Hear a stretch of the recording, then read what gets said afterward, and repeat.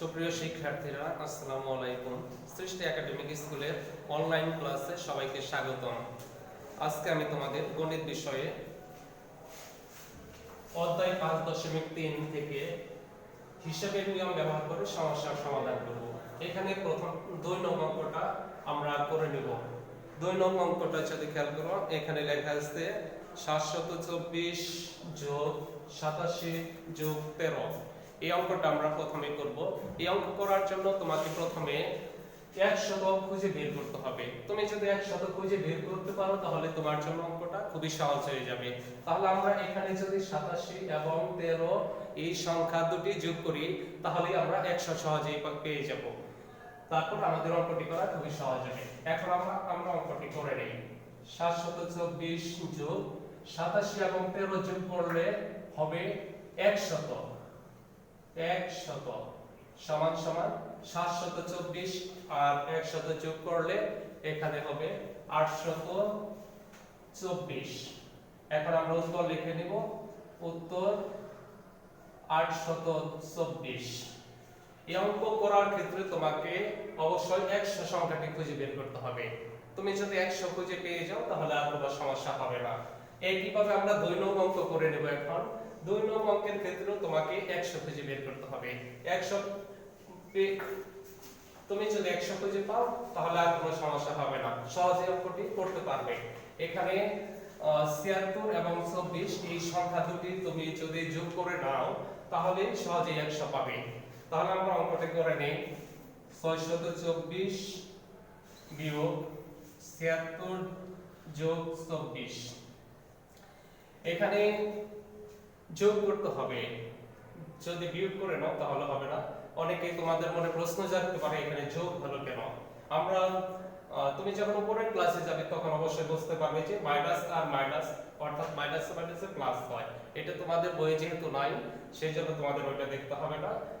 তোমার শুধু খেয়াল করতে হবে এখানে বিয়োগ আছে দুটি সংখ্যার সাথে 76 এবং 24 এই সংখ্যা দুটি যোগ করে নিবা তাহলে 100 পাবে। তাহলে আমরা এখন যোগটা করে নেই। 624 বিয়োগ 76 এবং 24 যোগ করলে অবশ্যই 100 হবে। সমান সমান এখন 624 থেকে 100 বিয়োগ করতে হবে। বিয়োগটা তুমি রাতও করতে পারো আর যদি সম্ভব হয় মুখে মুখে করে নিতে পারবে। 624 থেকে 100 বাদ দিলে হবে 524। এখন আমরা অঙ্কটির উত্তর লিখে নেব। উত্তর 524। এখন আশা করি সবাই বুঝতে পারছো এটা। যদি কারো সমস্যা হয় অবশ্যই যোগাযোগ করবে। এখন আমরা 3 নং অঙ্কটা দেখব। 3 নং অঙ্কের ক্ষেত্রেও ঠিক একইভাবে আমাকে 100 খুঁজে বের করে নিয়ে আসতে হবে। এখন 100টা অবশ্যই আমাদের ব্র্যাকেটের ভিতরের কাজ আগে করতে হবে। এই ব্র্যাকেটের ভিতরে কিভাবে 100 বের করতে হয় সেটা আমাদের খুঁজে দেখতে হবে। এখানে অবশ্যই 50 রয়েছে, 50 থেকে আমাদের 100 বের করতে হবে। আমরা যদি 50 এখানে 66 থেকে 2 বের করে নিয়ে আসতে পারি তাহলে অবশ্যই 50 এর সাথে 2 গুণ করলে 100 হবে। সেজন্য আমাদের এখান থেকে 2 বের করে নিয়ে আসতে হবে। আর 2 বের করার জন্য 2 দিয়ে 66 কে ভাগ করতে হবে। 2 দিয়ে যদি আমরা 66 কে ভাগ করি তাহলে একটা 2 বের হয়ে আসবে। এখন অঙ্কটা করে নিই আমরা। 20 গুণন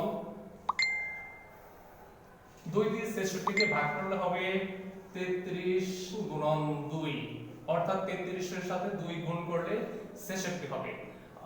এটা বের করার উদ্দেশ্য হলো আমাদের 100 বের করতে হবে, কারণ এই সাইডে 50 আসছে।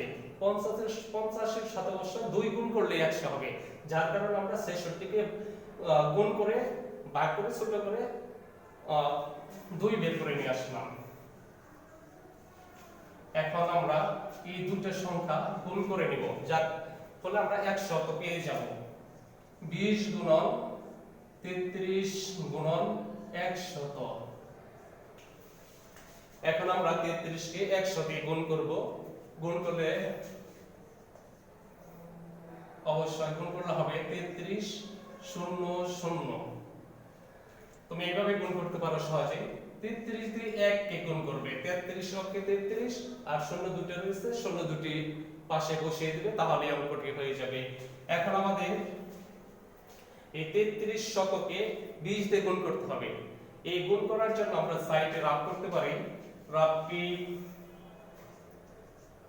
এইভাবে করতে পারি, সহজ নিয়মে রাফ করতে পারি। আমরা হিসাবের নিয়ম ব্যবহার করে খুব সহজেই রাফ করতে পারি।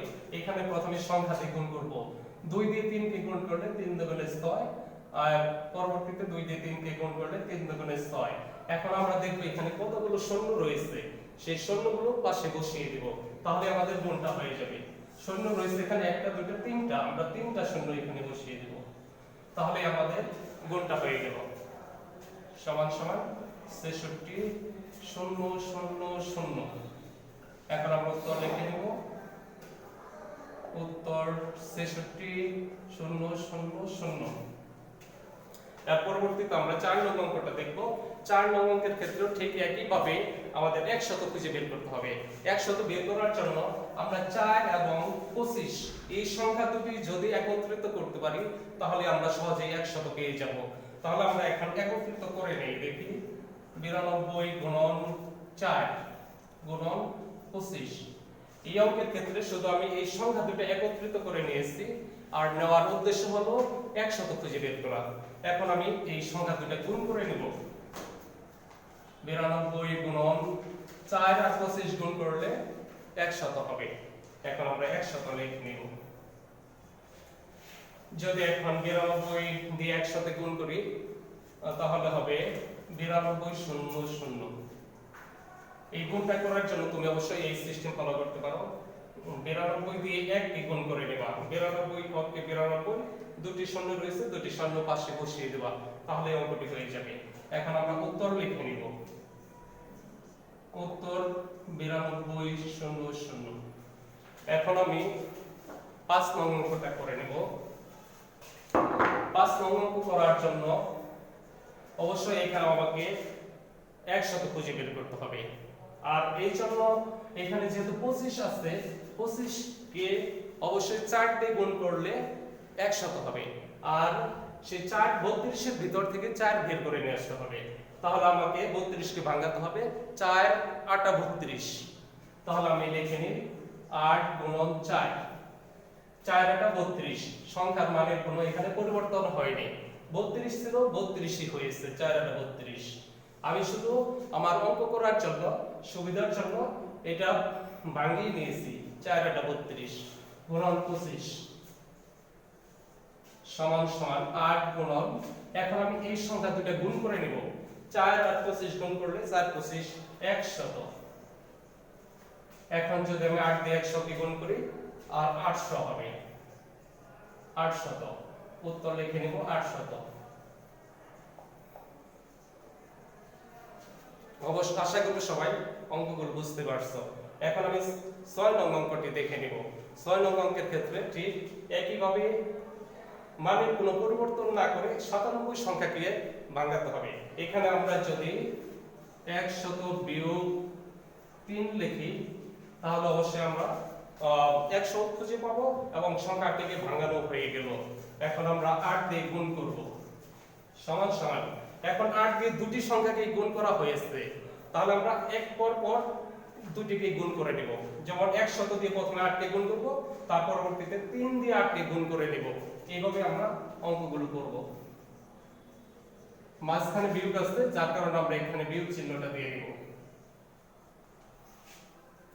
সমান সমান। এখন 8 দিয়ে 100 কে গুণ করলে 800 হবে, তাহলে আমরা 800 লিখব। বিয়োগ এর পরবর্তীতে 3 এবং 8 গুণ করা হয়েছে, 3 8 24। এখন 800 থেকে 24 বিয়োগ করতে হবে। অবশ্যই সাইডে রাফ করে নিতে পারো, আর যদি করতে পারো মুখে তাহলে হয়ে যাবে।